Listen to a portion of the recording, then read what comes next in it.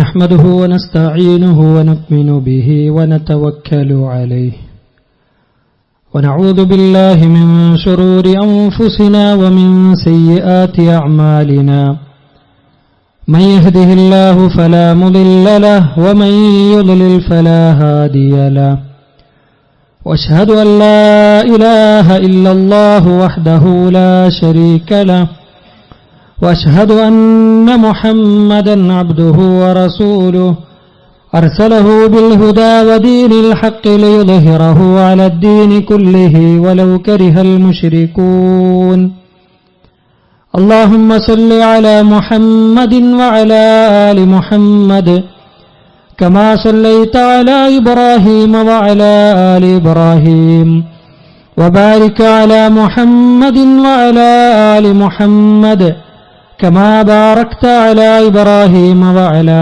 آل إبراهيم إنك حميد مجيد أما بعد فإن خير الحديث كتاب الله وخير الهدي هدي محمد صلى الله عليه وسلم وشر الأمور محدثاتها وكل محدثة بدعة وكل بدعة ضلالة وكل ضلالة في النار يا أيها الذين آمنوا اتقوا الله حق تقاته ولا تموتن إلا وأنتم مسلمون أعوذ بالله من الشيطان الرجيم بسم الله الرحمن الرحيم قل ادعوا الذين زعمتم من دونه فلا يملكون كشف الضر عنكم ولا تحويلا أولئك الذين يدعون يبتغون إلى ربهم الوسيلة أيهم أقرب ويرجون رحمته ويخافون عذابه إن عذاب ربك كان محذورا. സ്നേഹധന്യരായ സത്യവിശ്വാസികളെ, വിശ്വാസിനികളെ, പരമകാരുണികനും കരുണാവാരിധിയുമായ റബ്ബ് സുബ്ഹാനഹു വ തആലയുടെ കൽപ്പനാ നിർദ്ദേശങ്ങൾ ജീവിതത്തിന്റെ മുഴുവൻ മേഖലകളിലും കാത്തുസൂക്ഷിക്കണമേ എന്ന് ഉണർത്തുകയാണ്. പരിശുദ്ധ റമളാനിന്റെ പൂർത്തീകരണത്തിന് ശേഷം റമളാനിലെ നേട്ടങ്ങളും നന്മകളും റമളാനുകൊണ്ട് നേടിയെടുത്ത ചൈതന്യവുമൊക്കെ കളഞ്ഞുപോകാതിരിക്കുവാൻ, കാത്തുസൂക്ഷിക്കുവാൻ പരിശ്രമിക്കുന്നവരാണ് നാം ഓരോരുത്തരും. അല്ലാഹു സുബ്ഹാനഹു വ തആല നിലനിർത്തി തരുമാറാകട്ടെ. റമളാനിലെ നമ്മുടെ കർമ്മങ്ങൾ, ആരാധനകൾ, അനുഷ്ഠാനങ്ങൾ അല്ലാഹു നമ്മളിൽ നിന്ന് സ്വീകരിക്കുമാറാവട്ടെ.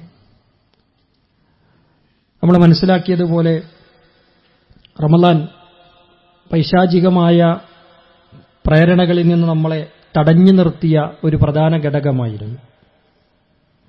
എന്നാൽ റമളാൻ അവസാനിക്കുന്നതോടുകൂടി നേരത്തെ ഉണ്ടായിരുന്നതിനേക്കാൾ ശക്തിയായി പിശാചുക്കൾ തിരിച്ചു വന്നിരിക്കുന്നു എന്ന് നമുക്ക് സംശയം തോന്നും. ആ രീതിയിലുള്ള പ്രവർത്തനങ്ങളും പ്രചാരണങ്ങളുമൊക്കെയാണ് നമ്മൾ കണ്ടുകൊണ്ടിരിക്കുന്നത്.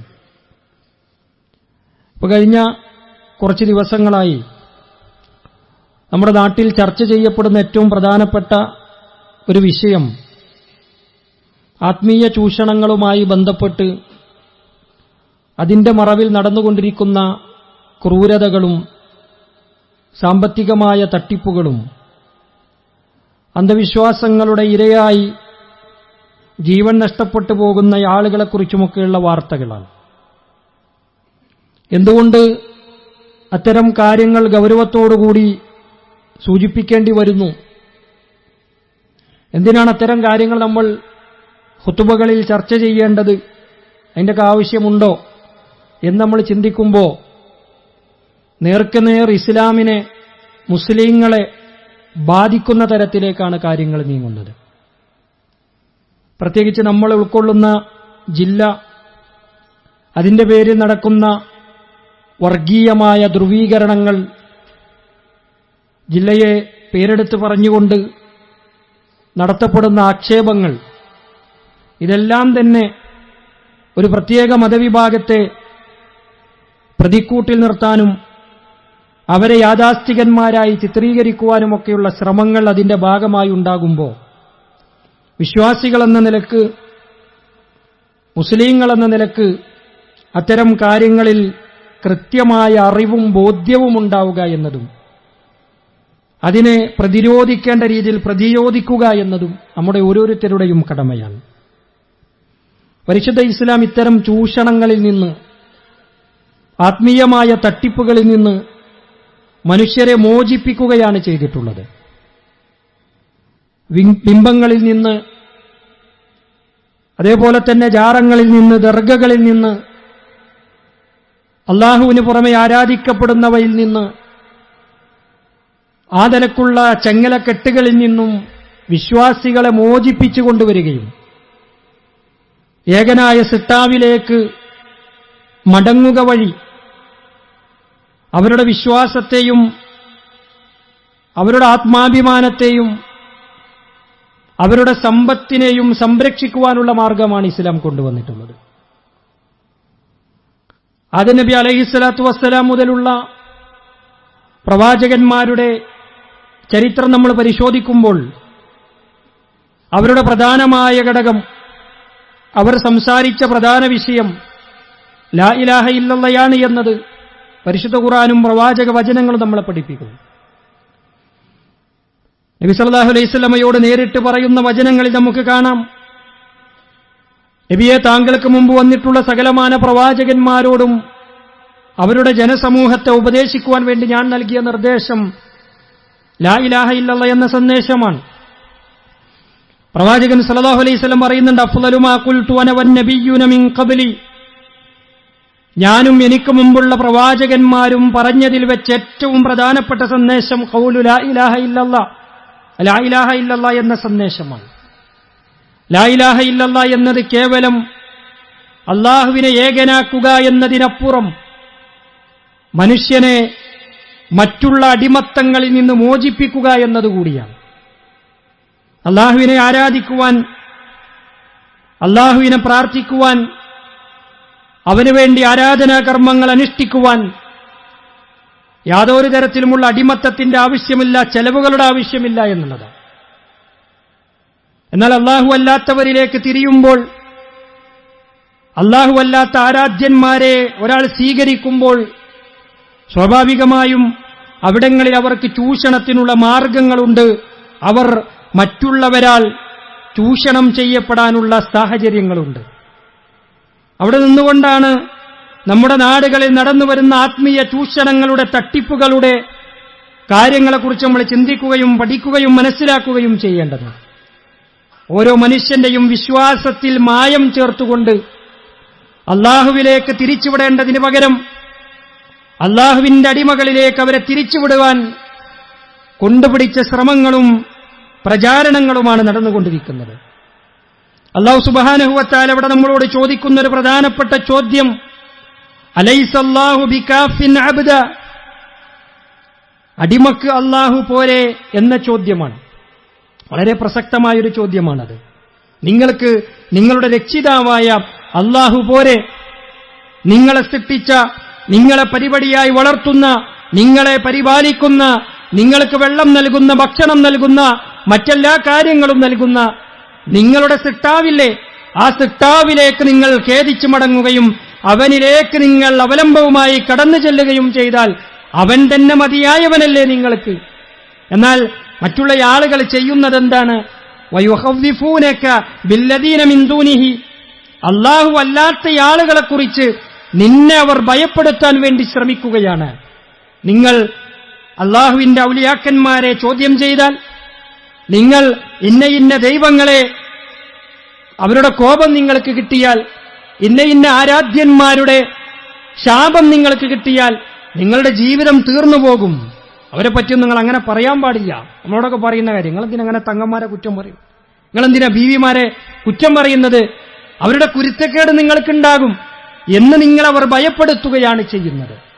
എന്നാൽ വിശ്വാസികളെ സംബന്ധിച്ചിടത്തോളം അള്ളാഹുവിന്റെ ഈ ചോദ്യം അലൈസല്ലാഹു ബികാഫിൻ അബ്ദ, അടിമക്ക് അല്ലാഹു പോരെ എന്ന ചോദ്യത്തിന് വിശ്വാസികൾ നൽകുന്ന ഉത്തരം അതെ, എനിക്കെന്റെ റബ്ബ് മതി, ഹസ്ബി അല്ലാഹ് വനിഅമൽ വക്കീൽ, എനിക്കെന്റെ റബ്ബ് മതിയായവനാണ്.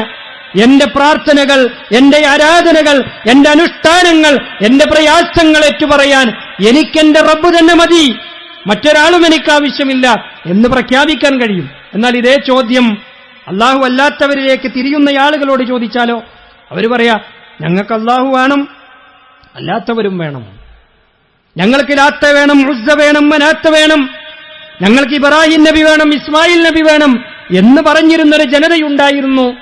നബി കരീം സല്ലല്ലാഹു അലൈഹി വസല്ലമ മക്കയിൽ പ്രബോധനവുമായി കടന്നുവരുന്ന കാലഘട്ടത്തിൽ അവരാരോട് പ്രാർത്ഥിച്ചു? അവർ ഇബ്രാഹിം നബിയോട് പ്രാർത്ഥിച്ചു, ഇസ്മായിൽ നബിയോട് പ്രാർത്ഥിച്ചു. അവർ പറഞ്ഞ വിഷയം എന്താണ്? ലൗല അൻ യുഖർരിബൂന ഇലല്ലാഹി സുൽഫ, ഞങ്ങൾ അവരെ ആരാധിക്കുന്നില്ല, ഞങ്ങൾ അവർക്ക് ഇബാദത്ത് ചെയ്യുന്നില്ല, മറിച്ച് ഞങ്ങളെ അള്ളാഹുവിലേക്ക് അടുപ്പിക്കുന്ന ചില ഇടയാളന്മാർ മാത്രമാണ്. അള്ളാഹുവിലേക്ക് ഞങ്ങളെത്തിക്കാൻ ഞങ്ങളുടെ മധ്യവർത്തികളായി അവരല്ലാഹുവിന്റെ വലിയുകളാണ്, അവർക്ക് കറാമത്തുകളുണ്ട്, അവർക്ക് അള്ളാഹു പ്രത്യേകമായി കൊടുത്ത കഴിവുകളുണ്ട്, ആ കഴിവുകൾ കൊണ്ട് അള്ളാഹുവിലേക്ക് ഞങ്ങൾ അവരിലൂടെ എത്തിച്ചേരുന്നു, ഞങ്ങൾ പാപികളാണ്. അതേ വാദമുന്നയിക്കുന്ന ആളുകൾ അവർ പറയുന്നത് എന്താ? അള്ളാഹുവിലേക്ക് നേരിട്ട് ചെല്ലാൻ നമുക്ക് പറ്റൂല, നമ്മളാരെങ്കിലും ട്രാൻസ്ഫോമറിന്ന് നേരിട്ട് ബൾബ് കത്തിക്കുമോ? അതിന് ചോദ്യം നമ്മൾ വലിയ ചോദ്യമായിട്ട് ഇങ്ങനെ ഉന്നയിക്കുന്നതാ. അതിനിങ്ങനെ നമ്മൾ സർവീസ് വയറിലൂടെ മീറ്ററിലേക്ക് വന്ന് അവിടുന്ന് ബ്രേക്കറിലേക്ക് വന്ന് അങ്ങനെയൊക്കെയല്ലേ നമ്മൾ ബൾബിടുക, അല്ലാതെ നേരിട്ട് ആരെങ്കിലും ട്രാൻസ്ഫോമർ വന്ന് ബൾബെടുക്കുവോ, അങ്ങനെ കത്തിക്കുവോ? അതേപോലെയാണ് അള്ളാഹു. അള്ളാഹുവിലേക്കെത്താൻ ഇടയാളന്മാര് വേണം. അള്ളാഹു കുറെ ദൂരത്തായിട്ടാണ് അവർ പരിഗണിക്കുന്നത്, അള്ളാഹു നമ്മളിൽ നിന്ന് അകന്നവനായിട്ടാണ് പരിഗണിക്കുന്നത്. എന്നാൽ അള്ളാഹു സുബ്ഹാനഹു വ തആല നമ്മളോട് പറയുന്നത്, നിങ്ങളുടെ കണ്ടനാടിയേക്കാൾ, നിങ്ങളുടെ ജീവനാടിയേക്കാൾ അടുത്തവനാണ് ഞാൻ, നിങ്ങളുടെ ഏറ്റവും അടുത്തവൻ. എന്നോട് ചോദിക്കുന്നവർ എന്നോട് ചോദിക്കട്ടെ, ഞാനവർക്ക് ഉത്തരം നൽകാം എന്ന് പറയുന്ന റബ്ബ് വേണോ, അതല്ല അള്ളാഹു സൃഷ്ടിച്ച അവന്റെ അടിമകൾ വേണോ എന്നുള്ളതാണ് പ്രസക്തമായ ചോദ്യം. അവിടെ വിശ്വാസികൾ പറയും അള്ളാഹു മതി, അല്ലാത്തവർ പറയുന്നത് മക്കയിലെ മുശ്രിക്കുകൾ പറഞ്ഞ അതേ മറുപടി. അവിടെ നമ്മൾ ചിന്തിക്കേണ്ട പ്രധാനപ്പെട്ട ഒരു ഘടകമുണ്ട്. മക്കയിലെ മുശ്രിക്കുകൾ ഇബ്രാഹിം നബിയെയും ഇസ്മായിൽ നബിയൊക്കെയാണ് വിളിച്ചിരുന്നത് എങ്കിൽ നമ്മുടെ നാട്ടിൽ ഇതേ വാദമുന്നയിക്കുന്ന ആളുകൾ, അള്ളാഹുവിന് പുറമെയുള്ള ആളുകളെ ആരാധിക്കുന്നവർ, ഊരും പേരും അറിയാത്ത, എവിടെയാണ് ജനിച്ചതെന്നറിയാത്ത, ആരാണ് ഈ ദർഗകളിൽ കിടക്കുന്നത് എന്ന് പോലും അറിയാത്ത, നമസ്കാരം പോലുമില്ലായിരുന്നു എന്ന് അവർ തന്നെ സാക്ഷ്യപ്പെടുത്തുന്ന ആളുകളിലേക്കാണ് തിരിയുന്നത് എന്ന് നമ്മൾ ആലോചിക്കണം. ഇനിയിവിടെ ഏറ്റവും പ്രധാനപ്പെട്ട ഘടകം എന്താണെന്നറിയോ? മക്ക മുശ്രിക്കുകളായ ആളുകൾ അവർ വിശ്വസിച്ചിരുന്ന വിശ്വാസം പരിശുദ്ധ ഖുർആൻ കൃത്യമായി പഠിപ്പിച്ചെന്നു. അവിടെ തെറ്റിദ്ധരിപ്പിക്കുന്ന ഒരു ഘടകം എന്താ? മക്ക മുശ്രിക്കുകൾക്ക് അള്ളാഹുവിൽ വിശ്വാസം ഉണ്ടായിരുന്നില്ല എന്ന് ആദ്യം പഠിപ്പിക്കാൻ. അങ്ങനെയല്ല, മക്ക മുശ്രിക്കുകൾ കൃത്യമായി അള്ളാഹുവിൽ വിശ്വസിച്ചിരുന്നു എന്ന് മാത്രമല്ല, ആകാശത്തുനിന്ന് മഴ വർഷിപ്പിക്കുന്നത് അള്ളാഹുവാണ് എന്ന് അവർ സാക്ഷ്യപ്പെടുത്തിയിരുന്നു. ജീവിപ്പിക്കുന്നതും മരിപ്പിക്കുന്നവരും അള്ളാഹുവാണെന്ന് അവർ സാക്ഷ്യപ്പെടുത്തിയിരുന്നു. മുദബ്ബിറുൽ ആലം, ഈ ലോകത്തിന്റെ സകലമാന നിയന്ത്രണാധികാരങ്ങളുമുള്ളത് അള്ളാഹുവിനാണ് എന്ന് അവർ ഉറപ്പിച്ച് വിശ്വസിച്ചിരുന്നു എന്ന് ഖുർആൻ പറയാൻ. എന്നാൽ നമ്മുടെ നാട്ടിലെ ചില ആളുകൾ ഇന്ന് മുദബ്ബിറുൽ ആലം, ലോകത്തിന്റെ നിയന്ത്രണം, ലോകത്തിന്റെ എല്ലാ തരത്തിലുമുള്ള കൈകാര്യകർത്തൃത്വം അള്ളാഹുവിന് നഷ്ടമായിട്ടുണ്ട്, അത് മറ്റൊരാൾ ഏറ്റെടുത്തിട്ടുണ്ട് എന്ന് പഠിപ്പിക്കുകയാണ് ചെയ്യുന്നത്. ആലോചിച്ചു, പരിശുദ്ധ ഖുർആൻ കൃത്യമായി തന്നെ പ്രവാചകനോട് ആവശ്യപ്പെടുക, ഖുൽ മൻ യർസുഖുകും മിനസ്സമാഇ വൽ അർദ്, ആരാണ് ആകാശഭൂമികളിൽ നിന്ന് നിങ്ങൾക്ക് ഉപജീവനം തരുന്നത് എന്ന് നീ അവരോട് ചോദിച്ചു നോക്കൂ. അമ്മൻ യംലികു സ്സമ്മ വൽ അബ്സാർ, കാഴ്ചയെയും കേൾവിയെയും ഒക്കെ നിയന്ത്രിക്കുന്നത്, ഉടമപ്പെടുത്തുന്നത് ആരാണ് എന്ന് നീ ചോദിച്ചു നോക്കൂ. വമൻ യുഖ്രിജുൽ ഹയ്യ മിനൽ മയ്യിത്ത്, ആരാണ് ജീവനുള്ളതിൽ നിന്ന് ജീവനില്ലാത്തതിനെയും വയുഖ്രിജുൽ മയ്യിത്ത മിനൽ ഹയ്യ്, ജീവനിൽ നിന്ന് മരണത്തെയും ഒക്കെ എടുക്കുന്നത്, ജീവിപ്പിക്കുകയും മരിപ്പിക്കുകയും ഒക്കെ ചെയ്യുന്നത് ആരാണ് എന്ന് നീ അവരോട് ചോദിച്ചു നോക്കൂ. വമൻ യുദബ്ബിറുൽ അംർ, ആരാണ് കാര്യങ്ങൾ കൈകാര്യം ചെയ്യുന്നത്, ആരാണ് ലോകത്തിന്റെ നിയന്ത്രണം എന്ന് നീ അവരോട് ചോദിച്ചു നോക്ക്. മക്ക മുശ്രിക്കുകളോട് ചോദിക്കാൻ റസൂൽ കരീം സല്ലല്ലാഹു അലൈഹി വസല്ലമയോട് അള്ളാഹു ആവശ്യപ്പെടുന്ന ചോദ്യങ്ങൾ അതാ. ആരാണ് നിങ്ങൾക്ക് ഉപജീവനം തരുന്നത്? ആരാണ് നിങ്ങളുടെ കാഴ്ചയെയും കേൾവിയെയും ഒക്കെ ഉടമപ്പെടുത്തുന്നത്? ആരാണ് ജീവിപ്പിക്കുകയും മരിപ്പിക്കുകയും ചെയ്യുന്നത്? ആരാണ് മുദബ്ബിറുൽ ആലം? ഫസയഖൂലൂന അല്ലാഹ്. മക്ക മുശ്രിക്കുകൾ പറയുമായിരുന്നു, അതൊക്കെ അല്ലാഹുവാണ്, അതിലൊന്നും ഞങ്ങൾക്ക് തർക്കമില്ല, അതിലൊന്നും ഞങ്ങൾക്ക് യാതൊരു തർക്കമില്ല, അതൊക്കെ അല്ലാഹു. എത്ര വചനങ്ങളിൽ, എത്ര ആയത്തുകളിൽ അല്ലാഹു ഈ കാര്യം പറഞ്ഞു. മഴ വർഷിപ്പിക്കുന്നത് ആരാന്ന് ചോദിക്ക്, അവര് പറയും അല്ലാഹുവാണ്. ആരാണ് ഇതൊക്കെ ചെയ്യുന്നതൊക്കെ അല്ലാഹു. പിന്നെന്തേ അവർക്ക് പ്രശ്നം ഉണ്ടായിരുന്നത്? അല്ലാഹുവിലേക്ക് നേരിട്ട് ചെല്ലാൻ മാത്രം ക്വാളിറ്റി നമുക്കില്ല. അതുകൊണ്ട് അല്ലാഹുവിലേക്ക് നേരത്തെ എത്തിയവരെ പിടിച്ച് നമ്മൾ പോകുക. അപ്പൊ പറയുന്നത് നമ്മളെ നാട്ടില് മുഖ്യമന്ത്രിനെ കാണണം, അപ്പൊ നമ്മളെന്ത് ചെയ്യും? നമുക്ക് നേരിട്ട് പോയാൽ നമ്മളെ മൂപ്പർക്ക് പരിചയമല്ല. അപ്പൊ എന്ത് ചെയ്യണം? നമ്മൾ ലോക്കൽ സെക്രട്ടറിനെ കാണും, അവിടുന്ന് ജില്ലാ കമ്മിറ്റിക്ക് ഒരു കത്ത് തരും, ആ കമ്മിറ്റിയായിട്ട് സ്റ്റേറ്റ് കമ്മിറ്റി പോവും. അങ്ങനെയൊക്കെ പിടിച്ചാണ് നമ്മൾ പോകുകയെന്നാണ് അവർ കണക്കാക്കിക്കുന്നത്. ആരെയും അറിയാത്ത, നമ്മളെ പരിചയമില്ലാത്ത ഒരു മുഖ്യമന്ത്രിയെ പോലെ അല്ലെങ്കിൽ ഒരു പ്രധാനമന്ത്രിയെ പോലെയൊക്കെയാണ് അല്ലാഹു എന്നാണ് അവർ കണ്ടത്. നമ്മുടെ ഓരോരുത്തരെയും അറിയുന്ന, നമ്മളെക്കാൾ നമ്മെ അറിയുന്ന, നമ്മുടെ ഉള്ളിൽ എന്തെങ്കിലും രോഗമുണ്ടോ, നമുക്ക് നാളെ എന്ത് സംഭവിക്കും, എന്താണ് അടുത്ത കാലഘട്ടത്തിൽ സംഭവിക്കാൻ പോകുന്നത്, എല്ലാം അറിയുന്ന, നമ്മളെക്കാൾ നമ്മെ അറിയുന്ന റബ്ബിനെ താരതമ്യം ചെയ്തുകൊണ്ട്, മറ്റുള്ളവരുമായി സൃഷ്ടികളുമായി താരതമ്യം ചെയ്തുകൊണ്ട് അല്ലാഹു അല്ലാത്തവരെ വിളിക്കാൻ അവർ. ഇവിടെ ഏറ്റവും പ്രധാനപ്പെട്ട ഘടകം എന്താണെന്നറിയോ? മുദബ്ബിറുൽ ആലം, ലോകത്തെ തന്നെ നിയന്ത്രിക്കുന്നത് CM മടവൂരാണ് എന്ന നിലക്കുള്ള പ്രഖ്യാപനങ്ങളിൽ നിന്നാണ്, അതിൽ നിന്നുകൊണ്ടാണ് പലതരത്തിലുമുള്ള ആത്മീയ ചൂഷണങ്ങളിൽ നിന്ന് നടക്കുന്നത്. നമ്മുടെ നാടുകളിലൊക്കെ പോസ്റ്ററുകൾ പ്രത്യക്ഷപ്പെട്ടിട്ടുണ്ട്. CM മടവൂരിന്റെ ആണ്ടുമായി ബന്ധപ്പെട്ടുകൊണ്ട്, ആണ്ട് നേർച്ചയുമായി ബന്ധപ്പെട്ടുകൊണ്ടുള്ള പോസ്റ്ററുകൾ അവിടെ അങ്ങ് കാണാൻ പറ്റും. അവിടെ പ്രഖ്യാപിക്കുന്ന പ്രഖ്യാപനം എന്താണെന്നറിയോ? ഇക്കഴിഞ്ഞ ദിവസം ഒരു വീഡിയോയിൽ ഒരാളിരുന്നിട്ട് പറയുന്നുണ്ട്, എത്ര മരിച്ച ആളുകളെയാണ് CM മടവൂര് ജീവിപ്പിച്ചിട്ടുള്ളത്. അപ്പൊ ഇന്റർവ്യൂ ചെയ്യുന്ന ആൾ ചോദിക്കാണ്, അങ്ങനെയൊക്കെ പറ്റുമോ? അതൊന്നും ഔലിയാക്കളെ സംബന്ധിച്ചിടത്തൊരു പ്രശ്നമുള്ള കാര്യമല്ല. ഔലിയ അതൊക്കെ നമ്മൾ വലിയ കാര്യമൊക്കെ തന്നെ പറയേണ്ട ആവശ്യം. അതുപോലെ ജീവിതത്തിൽ നിത്യമായിട്ട് നടക്കുന്ന കാര്യമാണ്. ഓൽക്ക് വാണ്ടിയിലൊക്കെ ജീവിപ്പിക്കുക, ഓൽക്ക് വാണ്ടിയിലൊക്കെ മരിപ്പിക്കുക, അതൊന്നും നമ്മൾ വലിയൊരു കാര്യമായിട്ട് പറയാൻ തന്നെയല്ല, സ്വാഭാവികമാണെന്നാണ്. എവിടേക്കാണ് ഈ സമൂഹത്തെ കൊണ്ടുപോകുന്നത്? അല്ലാഹുവുമായി അവർ താരതമ്യം ചെയ്തുകൊണ്ട് അല്ലാഹുവിനെ പോലെ ജീവിപ്പിക്കുവാനും മരിപ്പിക്കുവാനുമുള്ള അധികാരം അവർക്കുണ്ട്, ലോകത്തിന്റെ നിയന്ത്രണം അവർക്കുണ്ട് എന്ന് പഠിപ്പിക്കുകയാണ് ചെയ്യുന്നത്. അല്ലാഹനെ പോലെ തന്നെയാണ് അവരെന്ന് പറയാൻ. ഇവിടെ നിങ്ങൾ ആലോചിച്ച് നോക്കൂ, മറ്റുള്ള ആളുകളെ സഹായിക്കാൻ നടക്കുന്ന ഔലിയാക്കളുടെ കഥകളാണ് ഇങ്ങനെ വരുന്നത്. ഓരോ കഥകൾ ഇങ്ങനെ വരിക. എന്താണ്? സൗദി അറേബ്യയിൽ ജയിലിൽ കുടുങ്ങി, അപ്പോ ഞാൻ 10 വട്ടം CM മടവൂരിന് വേണ്ടി ഫാത്തിഹ ഓതി, അപ്പൊ ദാ ജയിലിലേക്ക് CM മടവൂരിന് വരുന്നു, ആ ഗേറ്റൊക്കെ തുറന്നു കൊണ്ടുപോകണം അല്ലേ? അപ്പൊ നമ്മളൊക്കെ ചോദിച്ചൊരു ചോദ്യമാണ്, കോടിക്കണക്കിന് രൂപ നമ്മുടെ ഒരു സഹോദരനെ സൗദി അറേബ്യയിൽ നിന്നുള്ള ജയിലിൽ നിന്ന് രക്ഷപ്പെടുത്താൻ വേണ്ടി നമ്മൾ ചെലവാക്കിയപ്പോ അതിന്റെ കൂടെ ചോദിച്ചൊരു ചോദ്യമാണ്, ആ CM മടവൂരിനൊന്ന് പറഞ്ഞേച്ചൂടെ? മൂപ്പരൊന്ന് പറഞ്ഞേച്ചു കൊടുന്നാ പോരെ? എന്തിനാ നമ്മൾ ഇത്രയും വലിയ ഇടങ്ങേറാവുന്നത് എന്ന് ചോദിക്കേണ്ട അവസ്ഥ.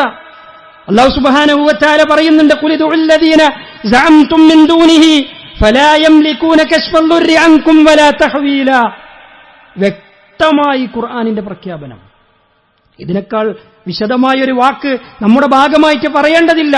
പ്രവാചകരെ, താങ്കൾ പറയണം, അല്ലാഹുവിന് പുറമെ ആരാധ്യന്മാരായവർ കാണുന്ന ആളുകളുണ്ടല്ലോ, ഫലാ യംലികൂന കശ്ഫൽ ദുർരി അൻകും വലാ തഹ്വീല, അവരെ സംബന്ധിച്ചിടത്തോളം അവരൊന്നും തന്നെ ഉടമപ്പെടുത്തുന്നില്ല.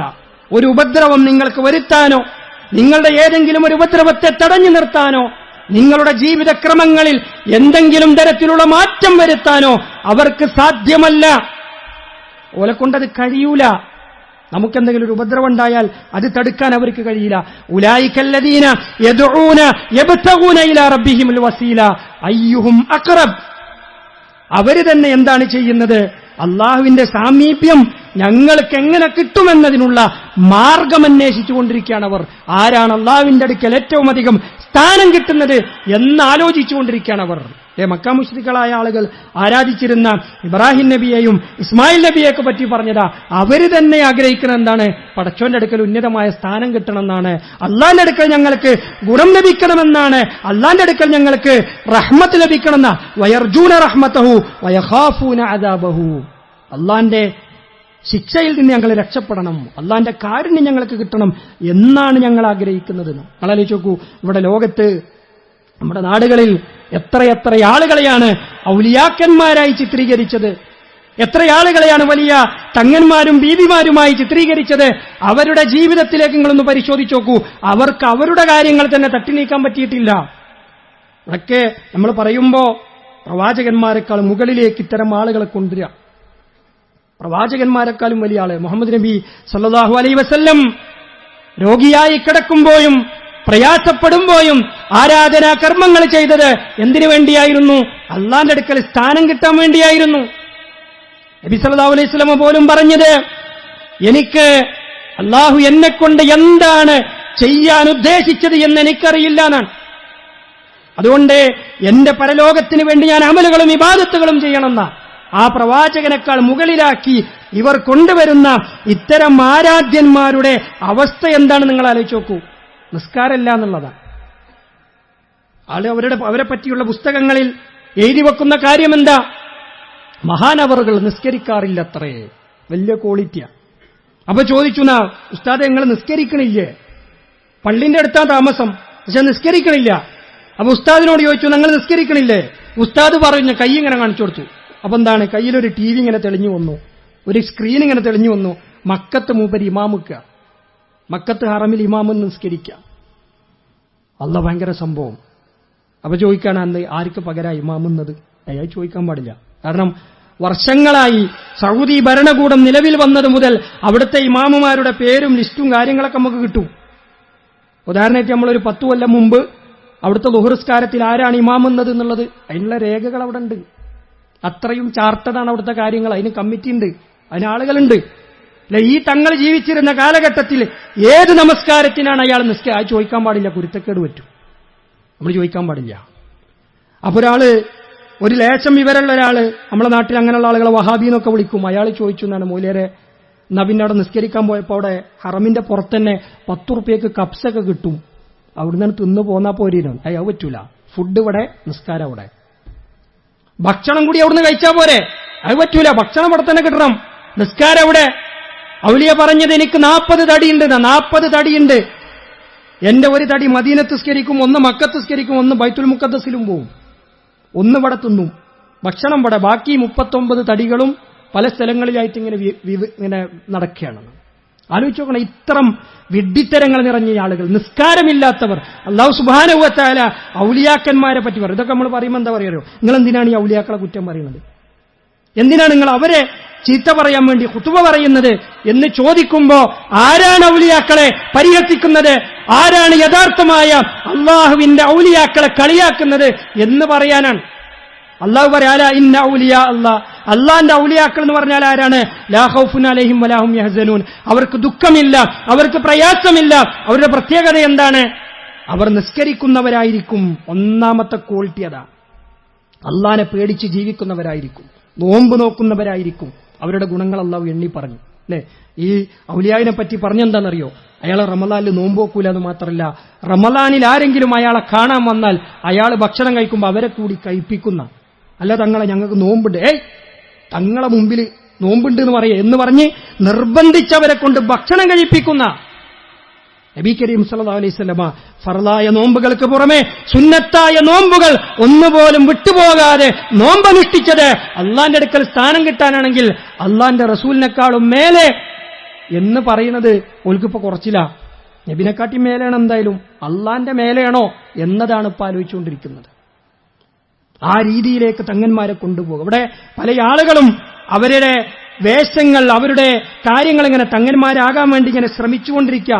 അവരെക്കുറിച്ച് നമ്മൾ പറയുമ്പോൾ എന്താണെന്നറിയോ? ഇപ്പൊ ജീവിച്ചിരിക്കുന്ന വ്യക്തിയാ, അയാളപ്പോ 4 ആളുകൾ പിടിച്ചിട്ടാണ് സ്റ്റേജിലേക്ക് കൊണ്ടുവരുന്നതും കാറിലേക്ക് കയറ്റണമൊക്കെ. മൂപ്പര് ഇരുന്നിട്ടാണ് സംസാരിക്കണത്, മൂപ്പർക്ക് നീച്ചിന്ന് സംസാരിക്കാൻ പറ്റില്ല. അപ്പൊ ഒരാൾ പറയണത്, ഒരു ദിവസം 3 ഡയാലിസിസ് ചെയ്യുന്ന ഒരാൾ പ്രാർത്ഥിക്കാൻ വേണ്ടി അയച്ചു. അപ്പൊ ഇയാൾ പറയുന്നത് ഓഞ്ഞ് ഡയാലിസിസ് ചെയ്യണ്ട. ഞാൻ ചെയ്യണ്ട എന്ന് പറഞ്ഞാൽ ചെയ്യണ്ടെന്ന് തന്നെ. കാരണം എന്താ, മൂപ്പര് പറഞ്ഞോടുകൂടി അയാൾ അസുഖം മാറി, അയാളെ കിഡ്നിയൊക്കെ റെഡിയായി. ഈ മനുഷ്യൻ ഒരു മാസത്തോളം കോഴിക്കോടുള്ള സൂപ്പർ സ്പെഷ്യാലിറ്റി ഹോസ്പിറ്റലിൽ ചികിത്സയിൽ കഴിഞ്ഞു വരിക. അയാളെ കാര്യത്തിന് അയാൾക്ക് തടുക്കാൻ പറ്റുന്നില്ല. അയാളുടെ ജീവിതത്തിൽ ഒരു കാര്യം. അപ്പൊ ആളുകൾ ചോദിക്കുന്നുണ്ട്, എന്തെങ്കിലും കറാമത്തുണ്ടെങ്കിൽ നിങ്ങൾ ഇപ്പൊ പറയണം. ഇനി മരിച്ചു കഴിഞ്ഞിട്ട് അങ്ങനെ കറാമത്തുണ്ട് ഇങ്ങനെ കറാമത്തുണ്ട്. കാരണം എന്താ, നമ്മൾ കാണുന്നില്ലേ, 4 ആൾക്കാർ താങ്ങി പിടിച്ചിട്ട് കൊണ്ടുവരുന്നൊരു മനുഷ്യൻ മറ്റൊരാളുടെ കിഡ്നി രോഗം മാറ്റാൻ നടക്കാന്ന് പറയുമ്പോൾ എന്തൊരവസ്ഥയാണിത്. ചോദിക്കൂ, മടവൂർ കാഫില എന്ന പേരിൽ യൂട്യൂബ് ചാനലുണ്ടാക്കി ആളുകളെ മുഴുവനും അള്ളാഹുവിൽ നിന്ന് തിരിച്ച് തങ്ങന്മാരിലേക്ക് കൊണ്ടുപോയിരുന്നൊരു വ്യക്തി ഇപ്പൊ ജയിലിൽ കിടക്കുക. സ്വന്തം ഭാര്യയെ കൊലക്ക് കൊടുത്തതിന്റെ പേരിൽ, രോഗം വന്ന് ചികിത്സിക്കാൻ കൊണ്ടുപോകാതെ വീട്ടിൽ തന്നെ തടഞ്ഞു വെച്ചതിന്റെ പേരിൽ ഇന്ന് ജയിലിൽ കിടക്കാം. ഓരോ വീഡിയോകളിൽ തോന്നുന്നത് പല പല ജയിലിൽ നിന്നും CM മടവൂർ ആളുകളെ രക്ഷപ്പെടുത്തിയ കഥകൾ ഇങ്ങനെ പറഞ്ഞെടുക്കാം. അയാളെ ജയിലിൽ നിന്ന് രക്ഷപ്പെടുത്താൻ CM മടവൂരിന് കഴിയും. അപ്പൊ അവിടെ എന്താ, അവനാന്റെ കാര്യത്തിന് കറാമത്ത് ചിലപ്പോൾ അങ്ങോട്ട് വർക്കാവില്ല, വേറുള്ളവരുടെ കാര്യത്തിന് വർക്ക് ചെയ്യും. ഇതേ വ്യക്തിയെ നമ്മുടെ ഒരു സുഹൃത്ത് വിളിച്ചു കുറച്ചു മുമ്പ്, നിങ്ങളെ പരിപാടിയൊക്കെ നല്ല ഉഷാറാവുണ്ട്, നല്ല രസമുണ്ട്. അപ്പൊ ഇയാള് പറയാണ്, തന്നല്ലേ എനിക്ക് ഇങ്ങനെ യാത്രയൊക്കെ ചെയ്യാൻ കുറെ ചെലവുണ്ട്, അപ്പൊ അതിന് പെട്രോൾ അടിക്കാനൊക്കെ എന്തെങ്കിലും നിങ്ങളൊക്കെ സഹായിക്കണം. അപ്പൊ ഇതേ വ്യക്തിന്റെ 2 ദിവസം മുമ്പുള്ള വീഡിയോയിൽ വന്നതാണ്, ഈ ഫോൺ ചെയ്യുന്നതിന്റെ 2 ദിവസം മുമ്പുള്ള വീഡിയോയിൽ വന്നെന്താ, പെട്രോൾ കഴിഞ്ഞു പോയി വണ്ടിയിൽ, ഇനി പമ്പ് കിട്ടണമെങ്കിൽ ഒരു 100 കിലോമീറ്റർ പോകണം. അപ്പൊ ഇവരെന്ത് ചെയ്തു, പെട്രോൾ കഴിഞ്ഞു, ഒരു രക്ഷയില്ല, CM മടവൂര് എന്ന് വിളിച്ചു. അപ്പൊ പിന്നെന്തായി, ഫുൾ ടാങ്ക് എണ്ണായി. അപ്പൊ ഇയാൾ ചോദിക്കാണ്, അല്ല അവങ്ങളെ വീഡിയോയിൽ ഞാൻ കണ്ടിരുന്നല്ലോ മടവൂര് എണ്ണ അടിച്ചിരുന്നു, അവങ്ങൾ ഇന്നോട് ഗൂഗിൾ പേയിൽ പൈസ അയച്ചു തരാൻ ചോദിക്കും, നിങ്ങൾ നേരിട്ട് CM മടവൂരിനോടാണ് ചോദിച്ചാൽ പോരെ, മൂപ്പര് എണ്ണ അടിച്ചു തരില്ലേ. അപ്പൊ അജു വഹാബിയാലേ. ആലോചിച്ച് ഇത്രമാത്രം ബാലിശമായ വാദങ്ങൾ ഉന്നയിച്ച് നടക്കുക, അവനവന്റെ കാര്യത്തിന് പോലും വർക്കയിൽ. എവിടെയൊക്കെ പറയുന്ന നമ്മൾ ഒരിക്കലും തന്നെ പ്രസവമാകട്ടെ മറ്റസുഖങ്ങളാകട്ടെ വെറുതെ നമ്മൾ ഹോസ്പിറ്റലിൽ പോകണ്ട, അതിനൊക്കെ തങ്ങന്മാരെ കണ്ടാൽ മതി, അതിനെല്ലാം സൊല്യൂഷൻ അവിടെ ഉണ്ട് എന്ന് പറയുകയും അതിന്റെ പേരിൽ പ്രചാരണം നടത്തുകയും എന്നിട്ട് മൂപ്പരെന്നെ ഹോസ്പിറ്റലിൽ പോയാൽ അങ്ങനെ ഉണ്ടാവും. ആളുകൾ ചോദിക്കൂലേ, നിങ്ങൾക്കൊരാവശ്യം വന്നപ്പോൾ നിങ്ങൾ ഹോസ്പിറ്റലിൽ പോയില്ലേ, അതിന്റെ പേരിൽ സ്വന്തം ഭാര്യയെ കൊന്നവൻ നരഹത്യയുടെ പേരിൽ കേസെടുത്തിന്ന് ജയിലിൽ കിടക്കുക. അവിടെയാണ് ആത്മീയ ചൂഷണങ്ങൾ മനുഷ്യനെ ഏത് രീതിയിലേക്ക് കൊണ്ടുപോകുന്നു. അല്ലാഹു പറഞ്ഞല്ലോ, ഫലാ തജ്അലു ലില്ലാഹി അൻദാദ, നിങ്ങൾ അല്ലാഹുവിനെ സമന്മാരെയുണ്ടാക്കരുത്, നിങ്ങൾ അല്ലാഹുവിന് സമന്മാരെയുണ്ടാക്കരുത്. അല്ലെ, അല്ലാഹനെ പോലെ. നിങ്ങളാലോചിച്ചു, ഇപ്പടുത്ത് നമ്മൾ CM സ്മരണിക എന്ന് പറയുന്ന ഒരു പുസ്തകത്തിൽ ഒരു ലേഖനം വന്നു. ആ ലേഖനത്തിൽ ഈ മനുഷ്യനെ പറ്റി പറയുന്നത്, അല്ലാഹു കേൾക്കുന്നത് പോലെ കേൾക്കുകയും അല്ലാഹു കാണുന്നത് പോലെ കാണുകയും അല്ലാഹു പ്രവർത്തിക്കുന്നത് പോലെ പ്രവർത്തിക്കുകയും ചെയ്യും എന്നുള്ളതാണ് ഇതിന്റെ വിവക്ഷ. അയച്ചോക്കി, അല്ലാഹു കാണുന്ന പോലെ കാണും. നമ്മൾ പറയും അല്ലാഹു സമീആണ്, ബസീറാണ്, ഖബീറാണെന്നൊക്കെ പറയില്ലേ, അതേപോലെ അല്ലാഹു കാണുന്ന പോലെ കാണും. ഇതാണ് പറയുന്നത്, അല്ലാഹുവിന് സമന്മാരെ ഉണ്ടാക്കുക. അത് ശിർക്കാണ്, ഏറ്റവും വലിയ പാപമാണ്, അല്ലാഹു ഒരിക്കലും പൊറുക്കാത്ത തെറ്റാണത്.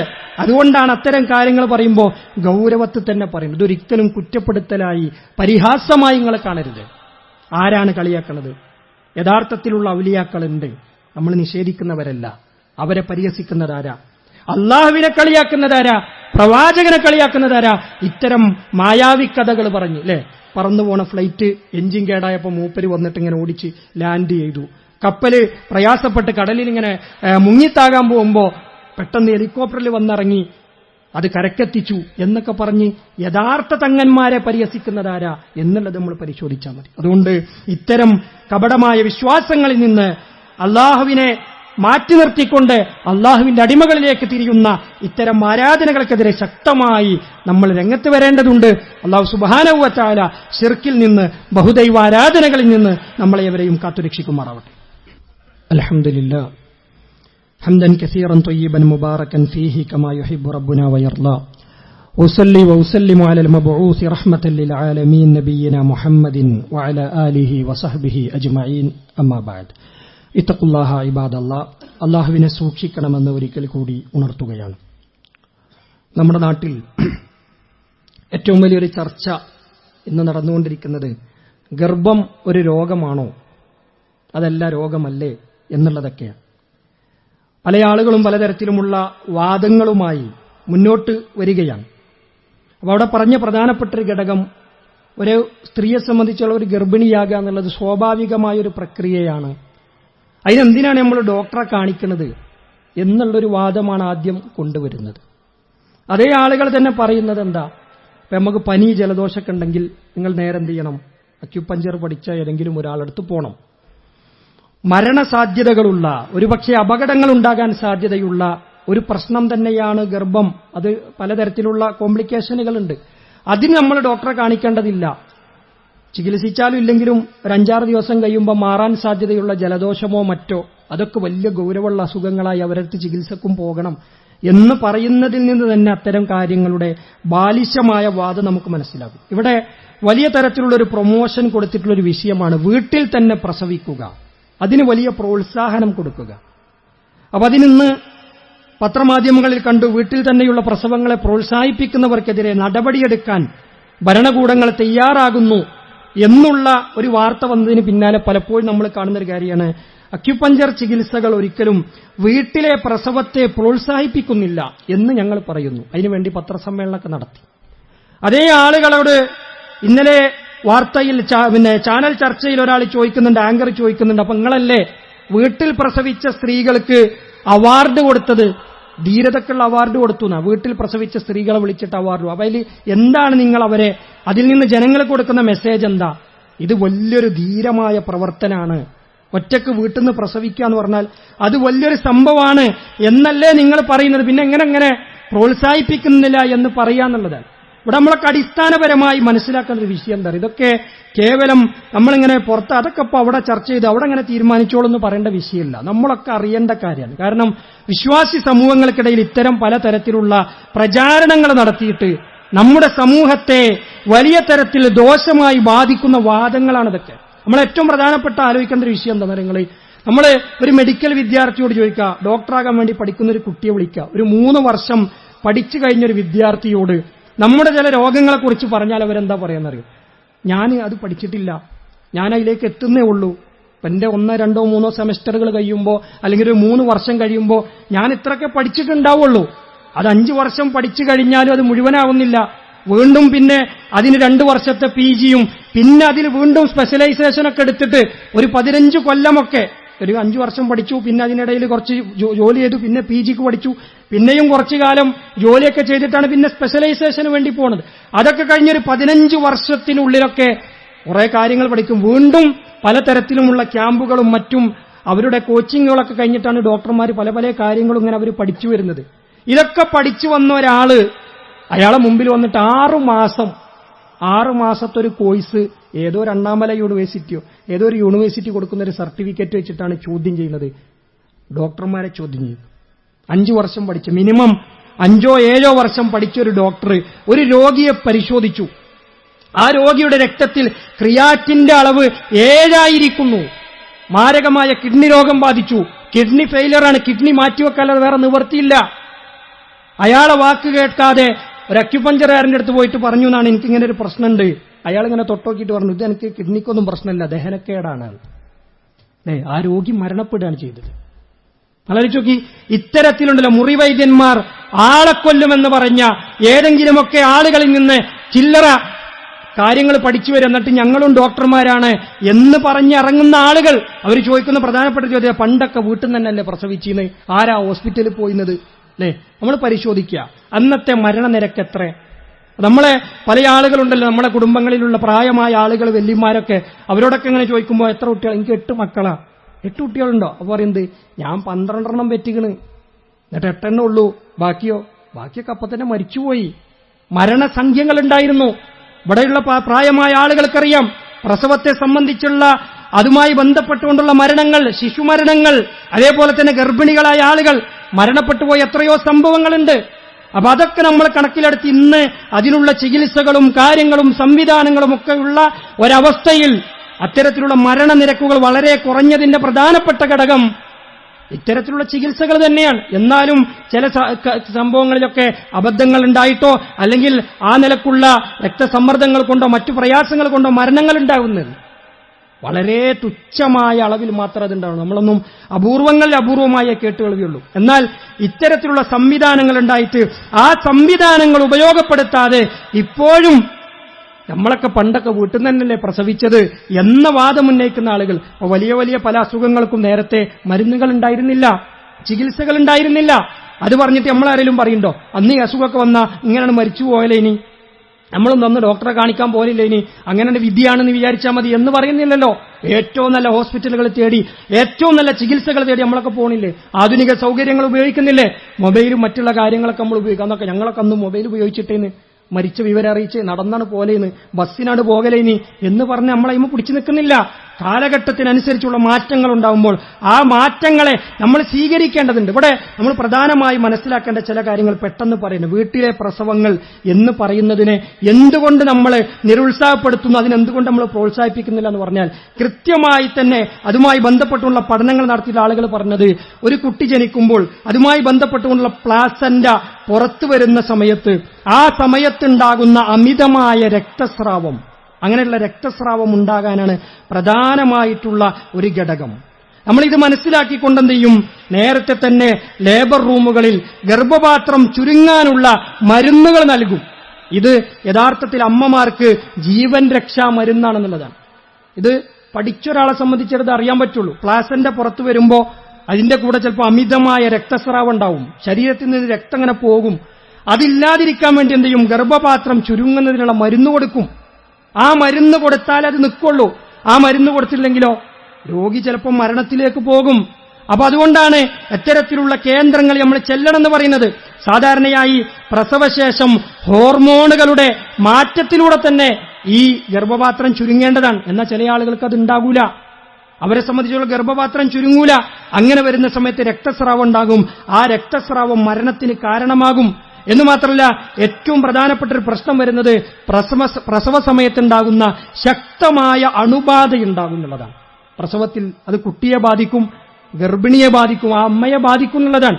അതിനുവേണ്ട സംവിധാനങ്ങളാണ് ലേബർ റൂമുകളിൽ ഉണ്ടാകുക.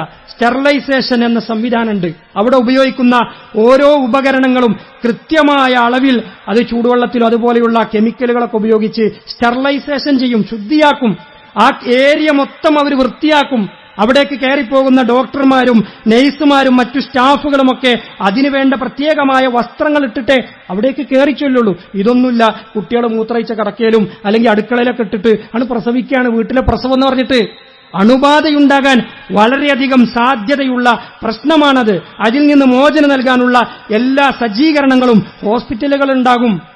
ഇതൊന്നും ഇല്ലാത്തോടത്ത് പ്രസവം നടക്കുമ്പോൾ സ്വാഭാവികമായിട്ടും അണുബാധയുണ്ടാകും. അത് മരണത്തിന് വരെ കാരണമായിത്തീരുന്നുള്ളതാണ്. ഇനി മാത്രമല്ല, മറ്റൊരു പ്രശ്നം എന്താണ്, പ്രസവം നടക്കുന്ന വേളയിൽ കൃത്യമായ ഇടവേളയിൽ കുട്ടിയുടെ ഹൃദയമിടിപ്പ് നോക്കേണ്ടതുണ്ട്.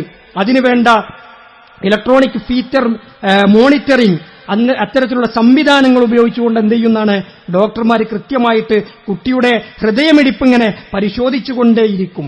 അവിടെ എന്തെങ്കിലും തരത്തിൽ കുട്ടിയുടെ ഹൃദയമിടിപ്പ് കുറഞ്ഞാലോ അതിന് ശാസ്ത്രക്രിയ നടത്തി പെട്ടെന്ന് തന്നെ കുട്ടിയെ പുറത്തെടുത്തിട്ടില്ലെങ്കിൽ അമ്മക്കും കുട്ടിക്കും അത് വലിയ ഉപദ്രവം ഉണ്ടാകുന്ന. ഈ ഹൃദയമിടിപ്പ് നോക്കി, ഓന്റെ ഹൃദയമിടിപ്പ് എന്നെ കൂടിക്കണ സമയത്ത് എങ്ങനെയാണ് ഈ കുട്ടിയുടെ ഹൃദയമിടിപ്പ് നോക്കാൻ പറ്റുക? അതിനുള്ള സംവിധാനങ്ങൾ വീട്ടിലുണ്ടോ? അത് ചെയ്യാൻ പറ്റുമോ? ഇങ്ങനെ ഹൃദയമിടിപ്പിനനുസരിച്ച് ആ കുട്ടിയുടെ പെട്ടെന്നുള്ള സിസേറിയനോ മറ്റോ ചെയ്ത് പുറത്തെടുക്കേണ്ട സംവിധാനമില്ല എങ്കിൽ ആ അമ്മയ്ക്കും കുഞ്ഞിനും അത് പ്രശ്നമാണെന്നുള്ളതാണ്. അങ്ങനെയുള്ള വിഷയങ്ങൾ അവിടെ ഉണ്ടാകും. അതോടൊപ്പം തന്നെ അമിതമായ രക്തസമ്മർദ്ദം ഉണ്ടാകും. വലിയ തരത്തിൽ BP ഒക്കെ കൂടി വലിയ പ്രശ്നങ്ങളിലേക്ക് പോകും. ഇത് മാത്രമല്ല, ഏറ്റവും വലിയ പ്രശ്നം എന്താ പറയുക, കുട്ടിയുടെ വലുപ്പക്കൂടുതൽ കൊണ്ടോ ശരിയായ ദിശയിലല്ല കുട്ടിയുടെ പുറത്തേക്കുള്ള വരവ് എങ്കിൽ അത് അമ്മയുടെ ഗർഭപാത്രത്തിൽ കുട്ടി കുടുങ്ങിക്കിടക്കുന്ന അവസ്ഥയുണ്ടാകും എന്നുള്ളതാണ്. ഇങ്ങനെ കുടുങ്ങിക്കിടന്നാൽ എന്ത് സംഭവിക്കും? ഓക്സിജന്റെ അളവ് തലച്ചോറിലേക്ക് എത്തുന്നത് കുറയും. ആ സമയത്ത് കുട്ടിക്ക് ഓക്സിജൻ കിട്ടാതെ തലച്ചോറിന്റെ പ്രവർത്തനങ്ങൾ നിലച്ചുപോകും. ഇനി ആ കുട്ടി ജീവനോടെ പുറത്തു വന്നാൽ പോലും തലച്ചോറിന്റെ പ്രവർത്തനങ്ങൾക്ക് ശക്തമായ ബാധയേറ്റുകൊണ്ട് ആ കുട്ടിക്ക് എന്ത് സംഭവിക്കും? ബുദ്ധിമാന്യമോ അല്ലെങ്കിൽ സെറിബ്രൽ പൾസി എന്ന പോലെയുള്ള അസുഖങ്ങളോ ആ കുട്ടിക്കുണ്ടായി കാലാകാലം രോഗിയായിട്ട് ആ കുട്ടി ഉണ്ടാകും. അങ്ങനെ മാറും. ഇതൊക്കെ ഇതിന്റെ പ്രശ്നമാണ്. ഇത്തരത്തിലുള്ള ഒരുപാട് സങ്കീർണമായ കാര്യങ്ങളിലൂടെയാണ് ഒരു പ്രസവം നടക്കുന്നത്. അതിനങ്ങോട്ട് സിമ്പിളാക്കിയിട്ട് ആകെ പണ്ട് അങ്ങനെ തന്നെ അല്ലേനോ എന്ന് പറയുമ്പോൾ ഇത്തരത്തിലുള്ള മരണങ്ങൾ ഉണ്ടാകും. ഇതൊക്കെ ഉണ്ടാകുമ്പോഴുള്ള പ്രശ്നം എന്താ? മുസ്ലിം സമൂഹത്തെ ആളുകൾക്കിടയിൽ പരിഹാസ്യമായി കാണാം. മുസ്ലിം സമൂഹത്തിന്റെ ഇസ്സത്തിനെ ചോദ്യം ചെയ്യാണ്. നിങ്ങൾ ആലോചിക്കൂ, ഈ വാർത്ത ഒന്നുമില്ല, മലപ്പുറം ജില്ലയിൽ ഒരു സ്ത്രീ പ്രസവത്തെ തുടർന്ന് മരിച്ചു, വീട്ടിലെ പ്രസവത്തെ തുടർന്ന് മരിച്ചു എന്ന വീഡിയോയുടെ വാർത്തയുടെ കമന്റുകളിൽ വന്ന മുഴുവൻ വാർത്തകളും ഈ 6ാം നൂറ്റാണ്ടുകാരെ കൊണ്ട് എന്താണ് ഇവിടെ ജീവിക്കാൻ പറ്റാതായി എന്നാണ് പറയുന്നത്. നമ്മളെ പറ്റിയാ പറയുന്നത്, മുസ്ലിങ്ങളെ പറ്റിയാ പറയുന്നത്. അവിടെ മുഹമ്മദ് നബിക്കാണ് ചീത്ത, അവിടെ ഇസ്ലാമിനെയാണ് പരിഹസിക്കുന്നത്, ഖുർആനിനെയാണ് തെറി പറയുന്നത്, അതിനുള്ള അവസരം ഉണ്ടാക്കി കൊടുക്കുന്നത് ഈ മുറിവൈദ്യന്മാരാണ്. 6 മാസം എവിടെയും പോയിന്ന് പഠിക്കുക. ഇതുമായി ബന്ധപ്പെട്ടുകൊണ്ട് ഞാൻ അക്യുപഞ്ചറുമായി ഏറ്റവും ആധികാരികമായി പഠനം നടത്തിയ ഒരാൾ, അയാളോട് ഞാൻ സംസാരിച്ചപ്പോൾ അയാൾ പറഞ്ഞെന്താ, ഈ 6 മാസത്തെ കോഴ്സ് കൊണ്ടൊന്നും ഇത് ചികിത്സിക്കാൻ പറ്റുമെന്ന് ഞങ്ങൾ പറയുന്നില്ല. മാത്രമല്ല ചൈനയിൽ ഈ തരത്തിലുള്ള ചികിത്സയുണ്ട്. ഈ ചികിത്സ നമ്മൾ എല്ലാ നിലക്കും എതിർക്കല്ല, അതിന് ചികിത്സ ഉണ്ട്, അക്യുപഞ്ചർ ഉണ്ട്. ചൈനയിൽ അത് ഇന്നും ചെയ്യുന്നുണ്ട്, പുരാതന കാലഘട്ടം മുതൽ ചെയ്യുന്നുണ്ട്. ആ ചികിത്സ ഉണ്ട്. പക്ഷെ അത് ആധികാരികമായി ചൈനയിൽ നിന്ന് കൃത്യമായ സ്രോതസ്സുകളിൽ നിന്ന് പഠിച്ച വിരലിലെണ്ണാവുന്ന ആളുകളെ ഇന്ത്യയിൽ തന്നെ ഉള്ളൂ. അതല്ലാതെ അവിടുന്ന് ഇവിടുന്ന് ഏതെങ്കിലും ബുക്കെടുത്ത് ഓൺലൈനായിട്ട് എന്തെങ്കിലുമൊക്കെ പഠിച്ച് ആകാശത്തിന് ചുവട്ടിലുള്ള മുഴുവൻ രോഗങ്ങളും ഞങ്ങൾ മാറ്റും എന്ന് പറയുന്ന അവസ്ഥയാണ്. ഇതുമായി ബന്ധപ്പെട്ടുകൊണ്ട് ഞാനും കുറച്ച് പഠിച്ചിരുന്നു. അപ്പൊ അവിടുന്ന് ഫസ്റ്റിലെ ക്ലാസ് തന്നെ പറഞ്ഞു, നമുക്ക് ചില ചികിത്സകളൊക്കെ അതുകൊണ്ട് പറ്റുള്ളൂ. ഒന്ന് കൈ വീണ് പൊട്ടി, നമ്മളടുത്ത് ചികിത്സ അല്ല. ആന്തരിക അവയവങ്ങളിലുള്ള കാര്യങ്ങളിൽ എന്തെങ്കിലും തകരാറുകൾ പറ്റിയാൽ, ഇന്റേണൽ ബ്ലീഡിങ്ങുകൾ അതേപോലുള്ള പ്രശ്നങ്ങളൊന്നും വന്നാൽ നമുക്ക് ചികിത്സിക്കാൻ പറ്റൂല. സ്ഥിരമായി വല്ല അലർജി, ഊരവേദന, മൈഗ്രെയിൻ പോലെയൊക്കെയുള്ള പ്രശ്നങ്ങൾക്ക് ഇതിന് ഫലപ്രദമായ ചികിത്സ ഉണ്ട്. അതുതന്നെ ആധികാരികമായി പഠിച്ചവരാ ചെയ്യേണ്ടത്, അല്ലാതെ 6 മാസം എവിടെയും പോയിരുന്നു പഠിച്ച ആളുകളല്ല. അങ്ങനെ ചില ചികിത്സയെ നമ്മളിങ്ങനെ എല്ലാത്തിനെയും അടച്ചാക്ഷേപിക്കാന്നല്ല, അങ്ങനെ അടച്ചാക്ഷേപിക്കല്ല. അത്തരത്തിലുള്ള പഠനം നടത്തി ആധികാരികമായി പഠനം നടത്തിയ ആളുകൾ കിഡ്നിയുടെ രോഗമോ അല്ലെങ്കിൽ അറ്റാക്കോ അതേപോലുള്ള ക്യാൻസറോ പോലുള്ള രോഗത്തിനൊന്നും അവിടെ ചികിത്സ അല്ല. അവിടെ നമ്മൾ കൃത്യമായി തന്നെ മനസ്സിലാക്കുക, ചെറിയ കാര്യങ്ങൾക്ക്, മനുഷ്യന് ഉപദ്രവമില്ലാത്ത കാര്യങ്ങൾക്ക്, സൈഡ് എഫക്റ്റുകളില്ലാത്ത കാര്യങ്ങൾ, അതിലൊക്കെ അതിൽ ചികിത്സ ഉണ്ട്. പക്ഷേ എന്ന് കരുതി ലോകത്തുള്ള മുഴുവൻ അസുഖങ്ങളും ഞങ്ങളിതുകൊണ്ട് മാറ്റിത്തരും എന്ന് പറയുന്ന വഴി, ആ നിലക്കുള്ള സംസാരങ്ങൾ വഴി ആളുകൾ വിലയിരുത്താണ്. മുസ്ലിം സമൂഹത്തെ ചീത്ത പറയുന്നതിന്, ആക്ഷേപിക്കുന്നതിന് ഇത്തരത്തിലുള്ള ആളുകൾ കാരണമായി തീരാണ്. അവിടെ നമ്മൾ കൃത്യമായി മനസ്സിലാക്കണം. അവർ പലപ്പോഴും പരിഹസിക്കപ്പെടാനുള്ള കാരണം എന്താ പറയുക, അവർ പറയുന്നത് ഇനിയിപ്പോ ഒരു കുട്ടി ഇങ്ങനെ വീട്ടിൽ നിന്ന് പ്രസവിച്ചു മരിച്ചു എന്ന് തന്നെ വിചാരിക്കുക, നമ്മൾ അള്ളാഹുവിൽ തവക്കുലാക്കണം എന്നാണ് പറയുന്നത്. എന്തുകൊണ്ട് ഇസ്ലാമിന്, ഞങ്ങളിപ്പോ ഇവിടെ കുറച്ച് ആളുകൾ അക്യുപഞ്ചർ ഇറക്കിയോണ്ട് എങ്ങനെ ഇസ്ലാമിന് ദോഷം ഉണ്ടാവുക? ഇസ്ലാമിന്റെ പേരിൽ അത് നടത്താൻ, മുസ്ലിങ്ങളുടെ പേരിൽ നടത്താൻ, തവക്കുലിന്റെ പേരിൽ നടത്താൻ. അള്ളാന്റെ റസൂല് നമ്മളോട് പഠിച്ചെന്താ, നിങ്ങൾ ഒട്ടകത്തെ കെട്ടിയിട്ടിട്ട് തവക്കുലാക്കാനാ. നമ്മൾ ചെയ്യണം. ഹോസ്പിറ്റലിൽ കൊണ്ടുപോയി ഡോക്ടറെ കാണിച്ചു, അതിനുള്ളൊക്കെ ചെയ്തു. എന്നിട്ടും കുട്ടിക്ക് എന്തെങ്കിലും പറ്റുകയാണെങ്കിൽ അത് നമ്മളെ വിധിയാണ്. അതല്ലാതെ ഒന്നും നമ്മൾ ചെയ്യൂല, അതൊക്കെ ഞങ്ങൾ പടച്ചോനെ ഏൽപ്പിച്ചു എന്ന് പറയാനല്ല നമ്മളോട് പഠിപ്പിച്ചിട്ടുള്ളത്. അതുകൊണ്ട് ഇസ്ലാമിന്റെ പേരിൽ, തവക്കുലിന്റെ പേരിൽ അത്തരത്തിലുള്ള മാധ്യമങ്ങൾ ഉപയോഗിച്ചുകൊണ്ട്, മീഡിയകൾ ഉപയോഗിച്ചുകൊണ്ട് ഇസ്ലാമിന്റെ വക്താക്കളായി വന്ന് ഇത്തരം ചികിത്സകളിലൂടെ സമൂഹത്തെ ഇല്ലായ്മ ചെയ്യുന്ന അല്ലെങ്കിൽ ആളുകളെ കൊല്ലുന്ന പ്രവണത അവസാനിപ്പിക്കേണ്ടതുണ്ട്. അത്തരത്തിലുള്ള ആളുകൾ നമ്മൾ തിരിച്ചറിയേണ്ടതുണ്ട്. അതുകൊണ്ടാണ് ഗൗരവത്തിൽ തന്നെ അതിന്റെ വിഷയങ്ങൾ പറഞ്ഞത്. കൃത്യമായ ശാസ്ത്രീയമായ കാര്യങ്ങളാണ് പ്രസവവുമായി ബന്ധപ്പെട്ടുകൊണ്ട് ആധികാരികമായി നമ്മൾ സൂചിപ്പിച്ചിട്ടുള്ളത്. അങ്ങനെയുള്ള വിഷയങ്ങളിൽ നമ്മൾ പെട്ടുപോകാതിരിക്കുക. അതൊക്കെ കേൾക്കുമ്പോൾ ഇപ്പം നമുക്ക് തോന്നും ശരിയാണല്ലോ, പക്ഷെ അതിന്റെ മറുവശത്ത് ആളുകളെ കൊല്ലുന്ന തരത്തിലുള്ള പ്രവർത്തനങ്ങൾ കൂടിയുണ്ട് എന്ന് നമ്മൾ മനസ്സിലാക്കുക. അല്ലാഹു സുബ്ഹാനഹു വ തആല ഇത്തരത്തിലുള്ള അപാകതകളിൽ നിന്ന് നമ്മളെവരെയും കാത്തുരക്ഷിക്കുമാറാകട്ടെ. സഹോദരങ്ങളെ, നമ്മുടെ ക്യാമ്പസിൽ വെച്ച് നമ്മൾ നടത്തുന്ന CRE ക്ലാസിനെ പറ്റി വിശദമായി തന്നെ നമ്മൾ പറഞ്ഞിട്ടുണ്ട്. കഴിഞ്ഞ ആഴ്ച റമദാനിന് ശേഷമുള്ള ക്ലാസുകൾ നമ്മൾ പുനരാരംഭിച്ചു. ഒരുപാട് പുതിയ വിദ്യാർത്ഥികൾ വന്നിട്ടുണ്ട്. ഏതെങ്കിലും രക്ഷിതാക്കൾ അറിയാത്തവരുണ്ടെങ്കിൽ നമ്മുടെ UP ഹയർ സെക്കൻഡറി, ഹൈസ്കൂൾ തലങ്ങളിലുള്ള ഡിഗ്രി വരെയുള്ള വിദ്യാർത്ഥികൾ നമുക്ക് ആ ക്ലാസ്സിൽ ചേർത്താവുന്നതാണ്. അതുമായി ബന്ധപ്പെട്ടുകൊണ്ടുള്ള ആളുകൾ പുറത്തുണ്ട്. അതിന്റെ കൗണ്ടറുകളിൽ നിങ്ങളുടെ മക്കളെ, ആൺകുട്ടികളെയും പെൺകുട്ടികളെയും നിങ്ങൾക്ക് രജിസ്റ്റർ ചെയ്യാവുന്നതാണ്. എല്ലാ ഞായറാഴ്ചയും 8 മണി മുതലാണ് ക്ലാസുകൾ ആരംഭിക്കുന്നത്. ആ ക്ലാസ്സിൽ പങ്കെടുപ്പിക്കാൻ വേണ്ടി പ്രത്യേകമായി ശ്രദ്ധിക്കണമെന്ന് ഓർമ്മപ്പെടുത്തുകയാണ്. സഹോദരങ്ങളെ, കുറച്ച് മാസങ്ങൾക്ക് മുമ്പ് നമ്മളൊരു പെൺകുട്ടി ട്രെയിനിൽ നിന്ന് വീണ് അപകടപ്പെട്ട് വലിയ തരത്തിലുള്ള പ്രയാസങ്ങൾ അനുഭവിക്കുന്നതുമായി ബന്ധപ്പെട്ടുകൊണ്ട് നമ്മൾ പ്രാർത്ഥന നടത്തിയിരുന്നു. ആ കുട്ടിയുടെ മരണത്തിൽ നിന്ന് രക്ഷപ്പെട്ടു.